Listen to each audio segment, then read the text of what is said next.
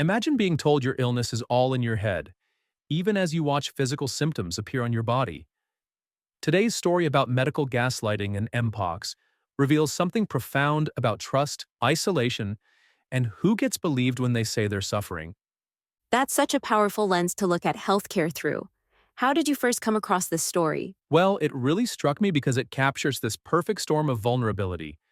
Here's someone already dealing with depression and financial struggles, finally venturing out after months of isolation, only to end up in an even deeper isolation. The timing is particularly cruel, isn't it? Getting symptoms on his birthday of all days. Exactly. And what's fascinating is how he describes that first night when he breaks his isolation.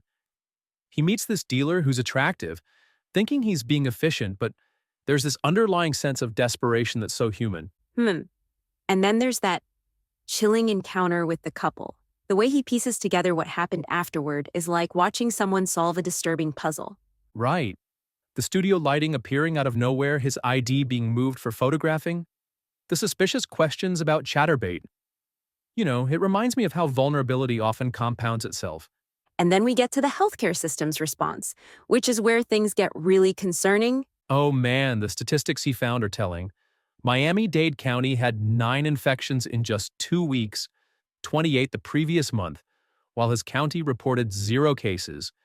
Not because they weren't there, but because they weren't even testing. That really speaks to something larger about healthcare disparities, doesn't it? About who gets counted and who gets ignored. And the medical gaslighting is brutal. Even with textbook symptoms in 3 different phases, they kept insisting it was something else. They actually blamed him for the progression of symptoms. Well, that part where he photographs his fever reading, needing proof of his own experience, that's just heartbreaking. You know what's really powerful, though? Despite everything, he maintains this moral compass. When someone he likes reaches out, he chooses isolation rather than risk spreading the infection. That line really stays with me. The only safe sex is no sex. The only safe people to be around right now are none. And he's going through this right after we've all experienced COVID isolation, but this time he's completely alone. No shared experience, no collective response. The way he ends with that extended metaphor about his dog and purgatory, it's simultaneously playful and deeply sad. Yeah.